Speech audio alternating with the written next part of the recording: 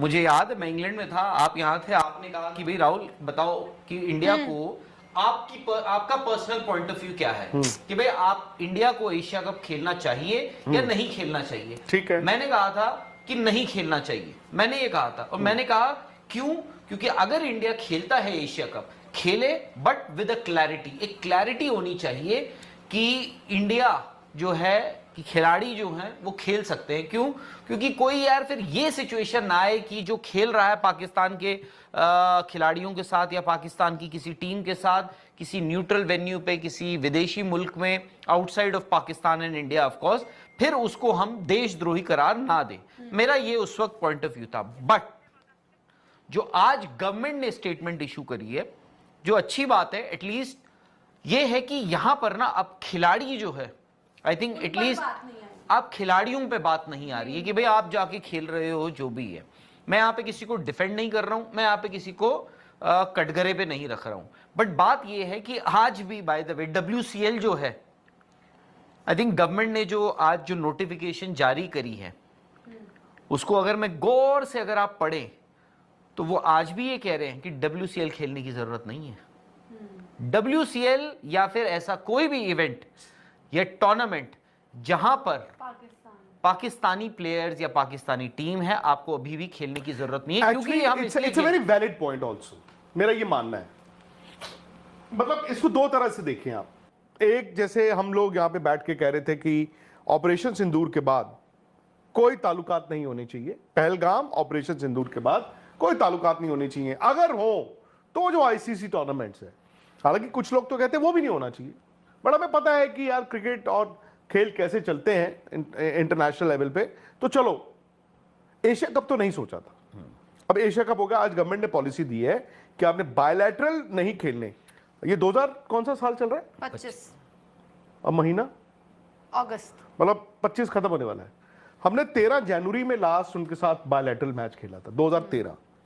तो उसमें मैंने कहा यार ठीक है, बट फिर उन्होंने कहा कि जो मल्टी नेशनल टूर्नामेंट्स है उसमें खेल सकते हैं। उसमें कुछ ये भी लिखा है कि उसमें तो पाकिस्तान इंडिया भी आ सकता है। हालांकि let me make it clear, Pakistan cricket board, BCCI, ICC तीनों ने बैठ के ये तय कर लिया है। पिछले साल टिट फॉर टैट हो गया था ना, पाकिस्तान कहता है आप हमारे यहाँ पे नहीं आओगे, हाइब्रिड खेलोगे, तो अब हम आपके यहाँ पे भी नहीं आएंगे, हाइब्रिड खेलेंगे। बट जो आपने WCL का जिक्र किया, I think to an extent I will accept that. एक प्राइवेट एंटिटी, जैसे दलजीत दोसांझ को कह दिया गया कि देशद्रोही है, अब वो पीछे मुड़ के तो वो कह ही सकते हैं कि यार मतलब मैंने ऐसा क्या किया था, पता नहीं। मैं थोड़ा सा पिछले महीने भी डिसअपॉइंटेड था और मुझे ये लगा था कि एशिया कप कैन वेट। मुझे मतलब अगेन जो हमारी सरकार की पॉलिसी की आप बात कर रहे थे, या जो मैंने भी अगर कहा था कि एक बार हमें पता चल जाए हमारी सरकार, हमारा मुल्क क्या चाहता है, आज मुझे पता चल गया। आज मैं उस प्रिज्म से किसी को नहीं देखूंगा कि ये देशद्रोही है। अब मेरी बात समझ रहे? अब मैं कहूंगा ठीक है, अगर हमारी सरकार इंडिया वर्सेस इंग्लैंड की सीरीज़ ख़त्म होने के बाद अब सब एशिया कप का ही इंतज़ार कर रहे हैं, क्योंकि इंडिया और पाकिस्तान की जंग होने के बाद हम ये मान चुके थे कि आज के बाद इंडिया या फिर पाकिस्तान कोई भी मैच खेलेंगे, क्योंकि BCCI ने ऑफिशियली अनाउंस कर दिया था कि आज के बाद ना तो हम पॉलिटिकली कोई पाकिस्तान से रिलेशनशिप रखना चाहते हैं और ना ही स्पोर्ट्स के लिए। और इसी गुस्से में आकर उन्होंने शुएब अख्तर या फिर पाकिस्तान के जितने भी बड़े बड़े स्पोर्ट्स चैनल हैं या स्पोर्ट्स जर्नलिस्ट हैं उन्हें इंडिया में बैन कर दिया गया था। और इंस्टाग्राम और ट्विटर पर भी काफ़ी ज़्यादा अकाउंट्स बैन कर दिए गए थे, जिसके बाद एशिया कप में इंडिया और पाकिस्तान का आमने सामने होना लगभग इम्पॉसिबल सी बात थी।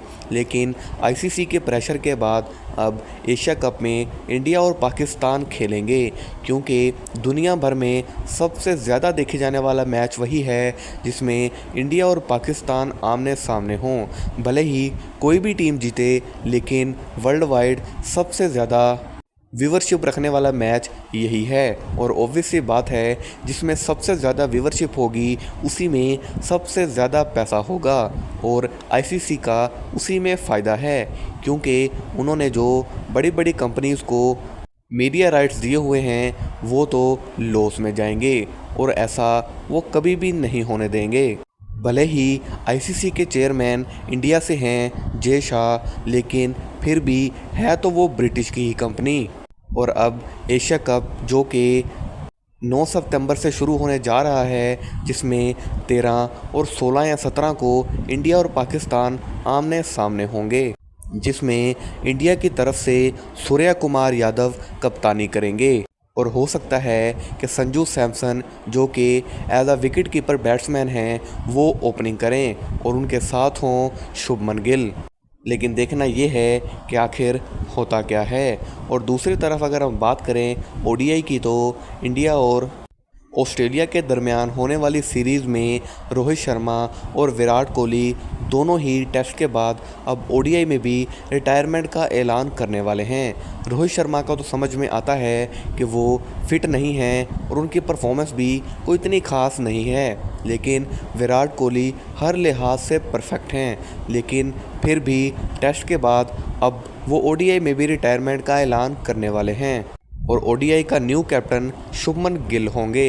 लेकिन विक्रांत गुप्ता इस पर गुस्से में हैं कि शुभमन गिल को अचानक से इतनी ज़्यादा जिम्मेदारियां नहीं देनी चाहिए हैं और जब क्रिकेट के 2 लेजेंड्स अचानक से रिटायरमेंट का ऐलान करेंगे तो इंडियन क्रिकेट में वबाल बर्पा हो जाएगा। लेकिन देखना ये है कि क्या रोहित शर्मा और विराट कोहली रिटायरमेंट का ऐलान करते हैं या फिर नहीं। जानने के लिए जुड़े रहिए हमारे चैनल के साथ। तब तक के लिए